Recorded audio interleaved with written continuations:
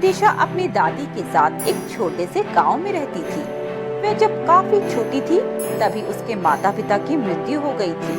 वह अपनी दादी से बहुत प्यार करती थी। दिशा का दादी के अलावा दुनिया में कोई नहीं था।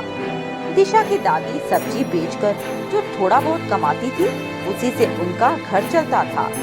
दिशा बेटी, मैंने तेरे लिए खाना बनाकर रसोई में रख दिया है। तुम स्कूल से आकर खाना खा लेना। मैं सब्जी बेचने जा रही हूँ। जी दादी, आप चिंता मत कीजिए, मैं खा लूंगी। दादी सब्जी बेचने के लिए चली जाती है। उससे उनकी इतनी कमाई हो जाती थी कि दो लोगों का गुजारा हो जाए और दिशा की स्कूल की फीस भी निकल जाए। दिशा पढ़ने में बहुत ही होशियार लड़की थी और वह अपनी दादी की मदद भी किया करती थी। दिशा की दादी अब बूढ़ी हो चुकी थी और अब वह बीमार रहने लगी थी। इसी कारण वह सब्जी बेचने नहीं जा सकती थी। दादी, आप आराम किया कीजिए, मैं आपके लिए दवा लेकर आती हूँ। दिशा अपनी दादी की बहुत देखभाल करती थी, पर उसकी दादी की तबीयत ठीक नहीं हो पाती और वह काफी कमजोर रहने लगती है। घर पर जो राशन था वह भी खत्म होने लगता है। दादी को चिंता सताने लगती है कि यदि वह ठीक होकर काम पर ना गई तो घर का खर्च कैसे चलेगा। अब तो घर में खाने का सामान भी खत्म हो चुका था। दिशा बेटी, मैं सब्जी बेचने नहीं जा पा रही। मेरी अलमारी में कुछ पैसे रखे हैं जो मैंने बचाए थे। तुम पहले जाकर खाने का कुछ सामान ले आओ। जी दादी, आप चिंता न करें, मैं सामान लेकर अभी आती हूँ। दादी को बहुत चिंता होने लगी थी क्योंकि उनके पास बस यही जुड़े हुए पैसे थे जिससे आज का सामान मंगाया था और आगे का खर्च कैसे चलेगा। दिशा भी इतनी बड़ी नहीं थी कि वह सब्जी बेचने जा सके। यही सब सोचते सोचते दादी को बहुत ज्यादा चिंता होने लगी। दिशा राशन लेकर घर आती है और उसकी दादी में इतनी हिम्मत नहीं थी कि खाना बना सके। दादी, आप चिंता मत कीजिए, आप बस मुझे बताते जाइए, मैं दाल और चावल बना लूंगी। दिशा दाल और चावल बना लेती है और दादी को खाना खिलाती है। उसके बाद वह दादी को दवाई देकर सुला देती है और खुद अपना खाना प्लेट में लगाती है। दिशा जैसे ही खाना खाने लगती है बाहर से आवाज आती है, बेटा, इस बूढ़ी अम्मा को भी कुछ खाने को दे दो, मैंने 2 दिन से कुछ नहीं खाया है। दिशा बाहर आती है और देखती है कि एक बूढ़ी अम्मा उसके दरवाजे पर खड़ी थी जो देखने में बहुत ज्यादा कमजोर लग रही थी। अम्मा, आप बैठिए, मैं आपके लिए कुछ खाने को लेकर आती हूँ। दिशा ने बड़ी मुश्किल से जो खाना बनाया था वह अपने हिस्से का खाना उस बूढ़ी अम्मा को दे देती है। खुश रहो बेटी, तुमने एक बूढ़ी अम्मा को खाना खिलाया है। मैं तुम्हें आशीर्वाद देती हूँ कि तुम्हारी सारी परेशानियाँ दूर हो जाएं। धन्यवाद अम्मा, आप चाहे तो थोड़ी देर यहाँ विश्राम कर सकती हैं। बेटी, अगर तुम्हारे पास थोड़ी मिट्टी है तो वह लेकर आओ, मैं तुम्हें उससे एक चूल्हा बनाकर दूंगी। दिशा अपने आंगन से मिट्टी लेकर आती है और बूढ़ी अम्मा को दे देती है। बूढ़ी अम्मा उस मिट्टी से झटपट एक सुंदर सा चूल्हा तैयार कर देती है और वह चूल्हा दिशा को देते हुए कहती है, बेटी, इस चूल्हे को ले जाकर अपनी रसोई घर में रख दो।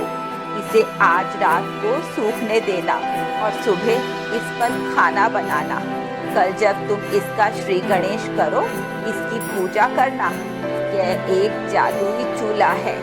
मैं जानती हूँ तुम्हारे घर के हालात ठीक नहीं, तुम्हारी दादी भी बीमार है और तुम्हारे घर में कमाई का कोई जरिया नहीं है। इस जादुई चूल्हे पर तुम जब भी कोई बर्तन रखोगी और जो भी खाने की इच्छा हो उस चीज का नाम लोगी तो वह खुद ब खुद उस बर्तन में आ जाएगी। अच्छा अम्मा, क्या ऐसा भी होता है? इससे तो हमारे खाने पीने की चिंता ही खत्म हो जाएगी।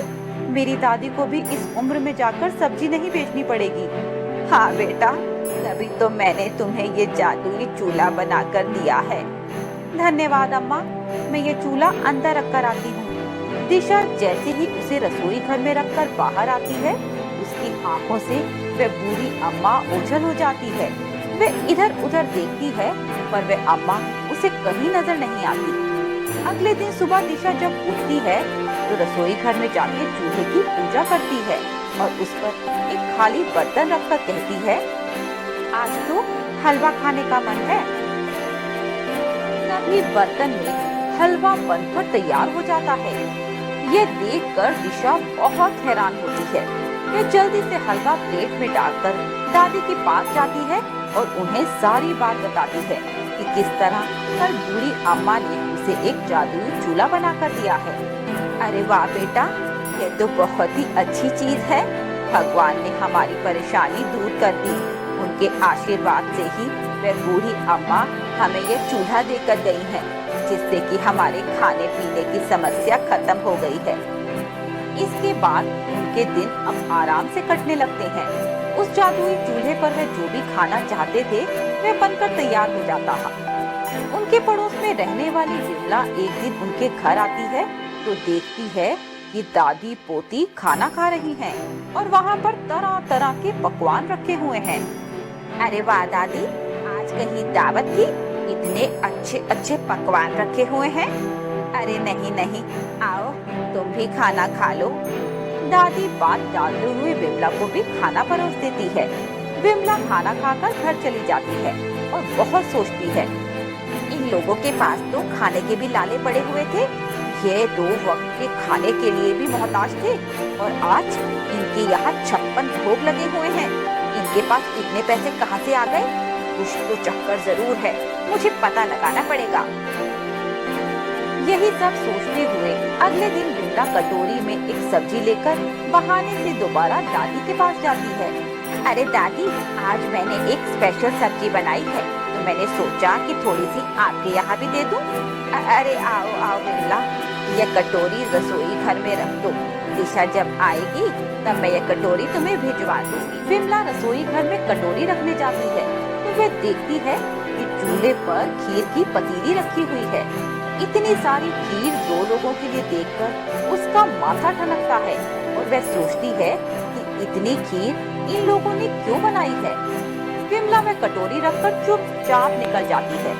विमला के दिमाग में यही चलता है कि क्या चक्कर है और कैसे सच्चाई का पता लगाया जाए।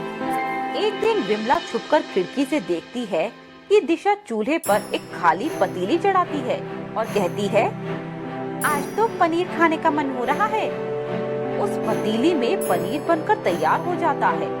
ये सब देखकर विमला की आंखें फटी की फटी रह जाती हैं और वह समझ जाती है कि यह चूल्हा जादुई है।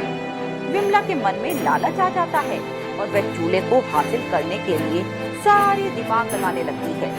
एक दिन विमला मौका देखकर दादी के पास जाती है और उन्हें सोता पाकर रसोई घर में चूल्हा चोरी कर लेती है। विमला जैसे ही वह चूल्हा अपने घर लाकर उस पर एक बर्तन रखकर कहती है कि उसे खीर खाने का मन है, तभी उस चूल्हे में से काला धुआं निकलने लगता है और विमला के मुंह पर और आंखों में धुआं चला जाता है। विमला का पूरा मुंह काला हो जाता है और वह जोर जोर से खांसने लगती है। विमला जोर जोर से चिल्लाते हुए कहती है, हे राम, ये क्या हो गया? मुझे कोई बचाओ, मेरा दम घुट रहा है। उसकी आवाज सुनकर दिशा दौड़ी हुई उसके घर में आती है। वहाँ विमला को देखकर उसे वह पानी पिलाती है। अचानक उसकी नजर चूल्हे पर पड़ती है और वह समझ जाती है कि विमला काकी ने उसका चूल्हा चुराया है। वह तुरंत उसमें पानी डालकर उसके धुएं को रोकती है।